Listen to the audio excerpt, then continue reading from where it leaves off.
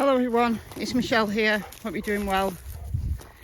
It's a somewhat cloudy morning here, Northern England, but it's quite warm. Anyway, I'm going to get straight into it because I'm going to tell you one hell of a story.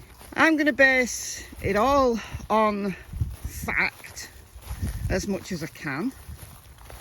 I'm going to bring in some allegations, new allegations that have been made about the timeline from both Grandma, who could have been leaking some truth, purposefully or not, I'm not sure. An allegation made by a YouTuber via one of Don's co-workers, and it brings the whole timeline into disarray. I'm going to do this carefully, and yes, it's open to a lot of interpretation, so I'm going to be very clear that this is my interpretation of those facts and allegations. I'm going to speculate at the end. I'm going to give you two possible dark outcomes at the end, but I'm going to make that very clear where it is my own speculation. A few weeks ago, True Crime Rocket Science did a video retracing Candus's steps from Hunter's house to home, using that last video that Grandma mistakenly took of Summer as a reference point. I did watch that video at the time, but I didn't put much, I didn't really care. You know, I thought, oh yeah, that's interesting, but I didn't see any significance of it really. After these new allegations have come out, gone back and watched that video, and I'm reasonably convinced by it. So someone on the ground that contacted and gave some information to True Crime Rocket Science actually drove the route and tried to find the point where that video was taken. Now we know the timestamp is 3:09 PM. That's hard. That's a fact. We know that Candus said it was about 5 minutes from home, but what throws that into disarray is the allegation made by Grandma that it actually took them 1.5 hours to get home. Big difference. Big difference. I don't care how bad you are with time, that is one hell of a big difference, and that has bothered me. And that's one of the reasons why I've really dug into this in the last couple of days. So the informant for True Crime Rocket Science, I mean, it's seconds that you see outside, kind of through Candus's side window of Grandma's truck, and this informant found 2 poles. It does look like the same place, it does. See what you think. And this location is on the intersection between Lone Star Road, which is the road that you would take from Kingsport, from Hunter's house, coming home. It's where Mirrell Road joins. It's approximately, I had to use a church as a location because it wouldn't let me drop a pin directly on the intersection, but it's close enough, it's within a minute. It's about 8 minutes, so that's about right. We know Candus is a bit flaky with time. She tends to underestimate, you know, oh, it was only 2 to 5 minutes, you know, I was only in the shop for 5 minutes. She tends to underestimate, so it's actually a fair estimate for Candus. If that's where that location actually was, it makes perfect sense. And that was 3:09, so they'd have been home by 3:20. Alright. However, why would Grandma be so mistaken about her timeline that it took them 1.5 hours to get home? I speculated the other day that she could have got confused with the video taken at the swimming hole, but we know that was, I think it's 12:21, so that's well off, because it was 3 hours. That video was taken 3 hours before they would have got home, thereabouts, based on the hardwired in timestamp we know of 309, that makes even less sense. And given the conversation, the context that's around that statement Grandma made, it leads me to believe that she was talking about the video in question. Where's Tilly gone?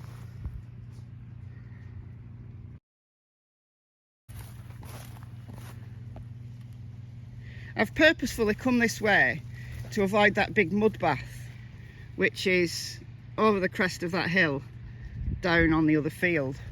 Purposefully come that way to avoid mud, because I didn't want to be bothered bathing Cassie today, but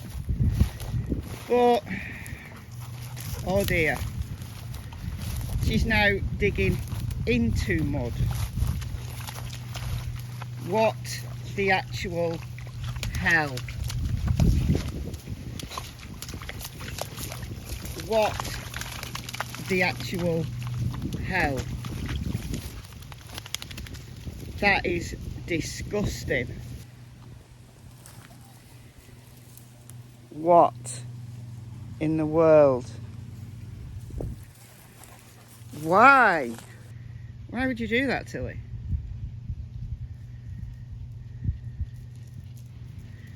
She used to be a real mud lover. She's not so bothered now. She's a bit older. So anyway, let's move on. So Don has stated in his interviews with Voices Behind the Wall, they've spoken to co-workers. They've had texts from co-workers to say Don was at work all day. But there's now a new allegation that Don wasn't at work all day.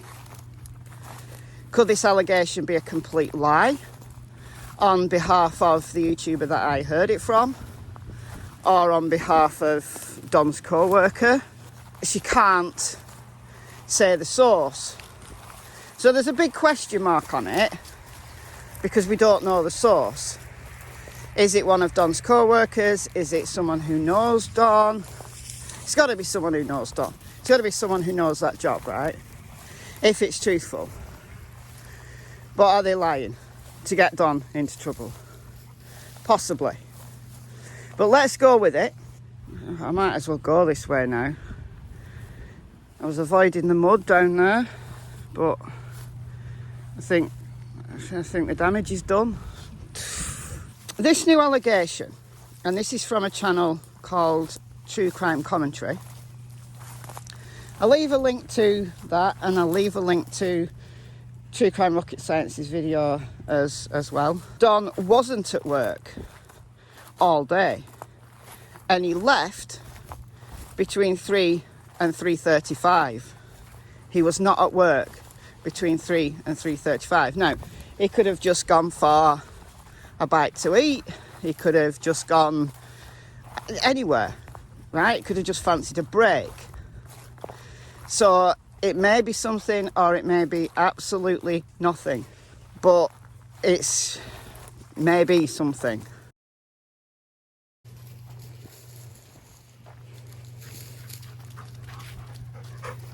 Come here.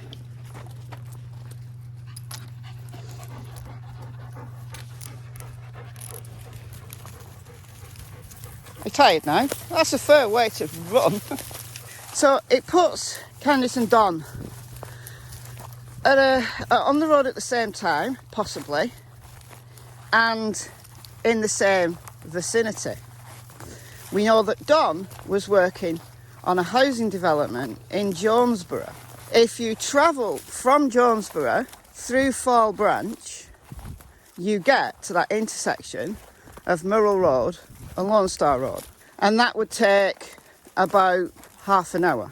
So if Don was only away for 35 minutes, Don hasn't had time to go and meet Candus at that intersection and then get back to work and possibly hide Summer's body or something.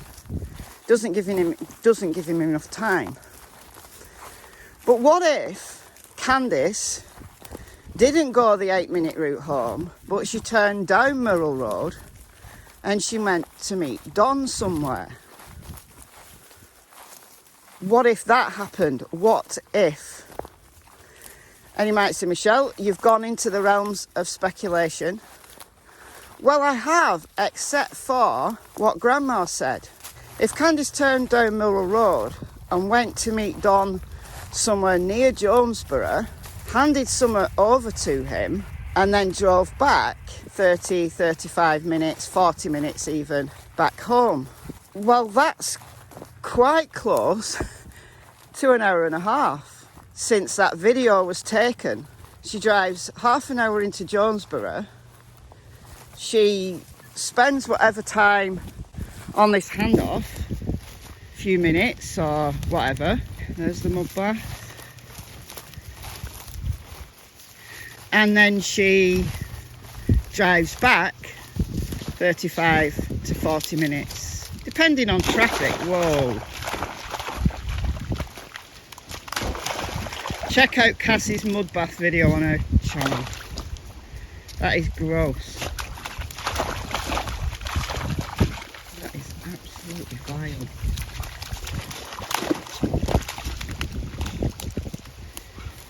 Yeah, great fun, yeah, wow.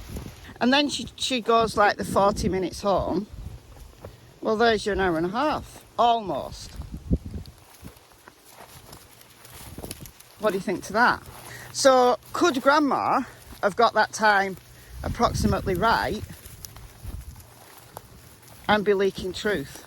Maybe she said it because she didn't think that it would cause a problem, because it was truthful to her. She didn't think it through. Or she wants to get a message out and it was a purposeful slip, because she also said in that conversation, what can I do without Candus knowing? And she thought she was just speaking to somebody that she could talk to. And she didn't say very much. She didn't say anything that was incriminating. She was only speculating. She didn't drop Don in it. Maybe because she doesn't know. Maybe because she's scared.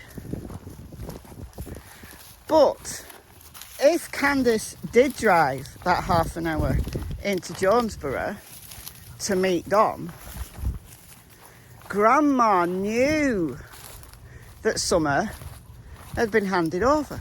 So in leaking this timeline, she's also, and bringing it all into disarray, she's also dropped herself in it, because we know that she was there. I'm sorry if there's a lot of wind noise, it is quite windy. This means then that Summer did not make it home. And I've said it, even yesterday I said it, that I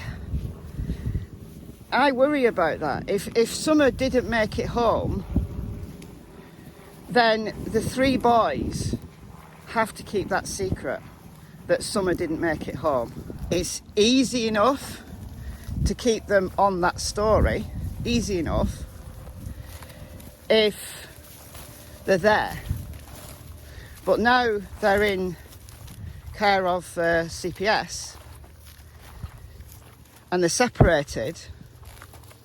How much have they leaked? Now, obviously, we're not privy to that. We're not privy to that. Maybe they've said something, maybe they haven't. But it concerns me why Candus and Don would go to that risk. But maybe at the time it wasn't so much of a risk to them, because they thought they could control what the boys said, and it wouldn't become a worldwide case where YouTube and Facebook are speculating. You know, they completely underestimated the power that this case would have to generate interest. So even though it's not my preferred outcome, you know, I've always thought Summer did make it home, and there was truth in, you know, the planting flowers. She had a piece of candy, she went down the basement, blah blah blah. They could have planted those flowers and done those things the day before, you know, so it's an easy story. to keep the story straight, because they did those things the day before. It did make me a bit suspicious when Grandma just parroted exactly, almost word for word, the same story, like it's rehearsed. Using this theory, Summer did not make it home. It also means that the scent that potentially a search dog picked up, you know, of Summer going down the driveway, the search dog tracking her down the driveway onto Ben Hill Road, and then it stopped. That couldn't have happened. Now, people have asked me in my comment section, could a search dog have scented Summer from the vehicle? Yeah, if the windows were open, the wind's blowing through, it could be that a scent dog has picked up a scent of Summer last being there, but it's through the scent particles come off your body, they go into the air and then they settle, and they're going to settle on the road.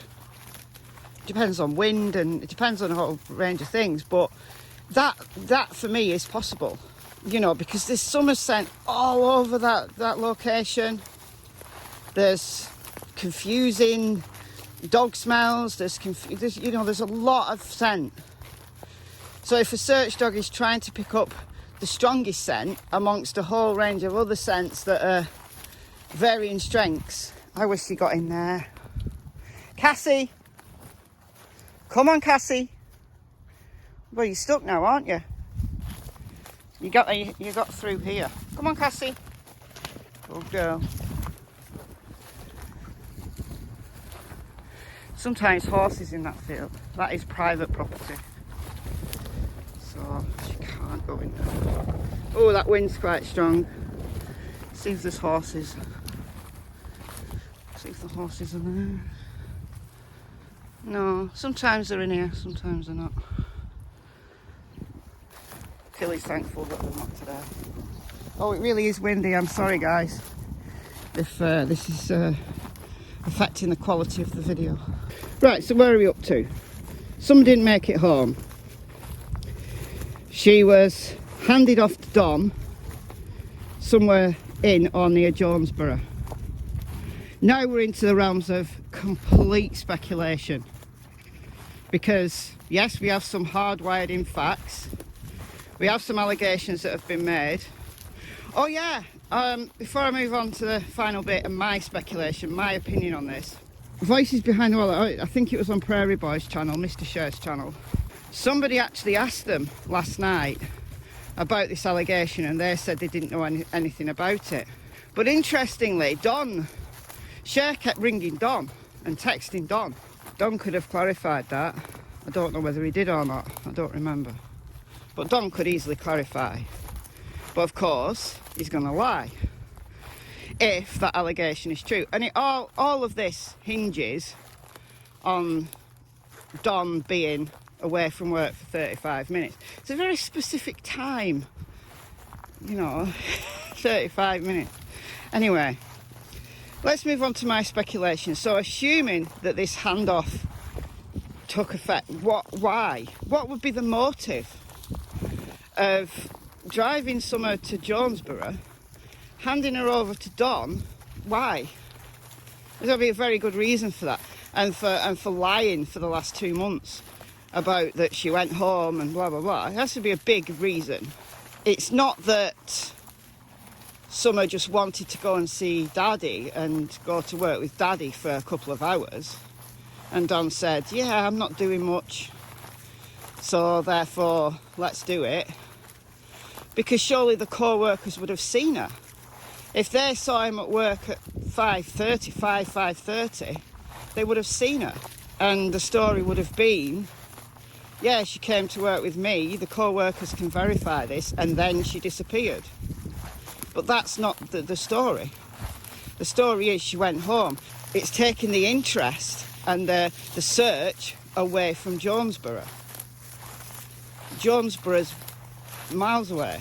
By the time the 911 call is made and Don gets home and you know, and the first search team start arriving at 7:03, Summer's nowhere to be seen.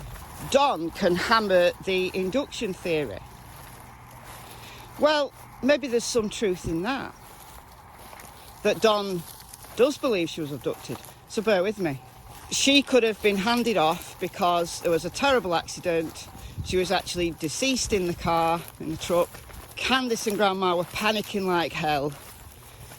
And Don came to the rescue and hid Summer's body. That's a simple explanation. Is it likely? Possibly. It's perfectly possible. Lots and lots of people have speculated that there was an accident at the swimming hole. I've put out that possibility, dry drowning or a bleed on the brain that causes her to, you know, have this concussion and go groggy, and by the time they realise, she's out and she's dead. And because she'd only just died, there's no smell for the cadaver dogs to pick up. It's too soon. So that's perfectly possible. Why wouldn't they just say there was a terrible accident, and why would they panic so much when she's died of a bleed on the brain? Now, there's various reasons why that might be, why they might not want an autopsy. That is really windy. Protect the mic. It's really windy. But I'm on a roll, so I'm going to carry on. I know some of you don't like the wind noise, but what can I do? I'm in the middle of an open field. I have a little fluffy protector thing on the mic, so it could be worse. So there might be reasons why they don't want an autopsy. Why Don, in particular, doesn't want an autopsy. It involves SA. Do I need to spell that out? Now, the other even darker speculation that some people have gone with all along, given the shadiness of Don and Candus and some of the people they know, this is very possible, probable. No, none of it's probable. None of it's probable. But, you know, let's bring in the Arthur Conan Doyle quote. Once you've excluded the impossible, what remains, however improbable, must be the truth. It must be the truth. We can exclude certain impossibles. We know where Summer was approximately at 3:09. We know where she was at 12:21. There's some theories that you could bring forward that just do not align with the facts, so the few facts we do have. So we can exclude those. Definitely exclude those. Could it be that there was already an arrangement for Summer to go with someone for money? Get where I'm going with that. But not...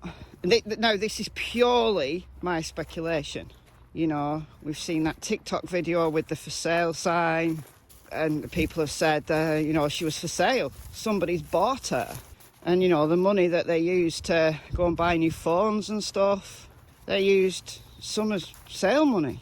But what if it wasn't meant to be a permanent sale? What if it was a transaction of an SA kind? What if it wasn't the first time they'd done this? I dread to think. But what if that was happening and this person was meant to bring Summer back and they didn't? What if that happened? And that then means that Don's speculating about revenge from his co-worker or this Dobbs guy or somebody else. Well, Don's genuinely speculating that because he doesn't know where Summer is. So from Don and Candus's perspective, yes, she's been abducted. You know, Don has said she could be in a dungeon. Or he's also said she could be with a rich old lady who means well. Because the person that the transaction took place with didn't bring Summer home. What have they done with her? Have they sold her? Have they killed her? So Don and Candus just do not know. They're telling the truth. They don't know where she is.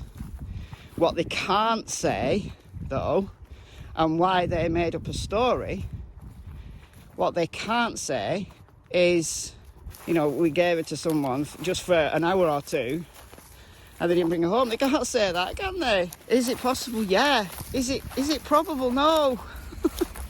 I don't know. I'm trying to tie all of these loose ends together. I'm trying to connect dots. And I may have connected them in a way that 2 and 2 doesn't equal 4 anymore. It equals 104.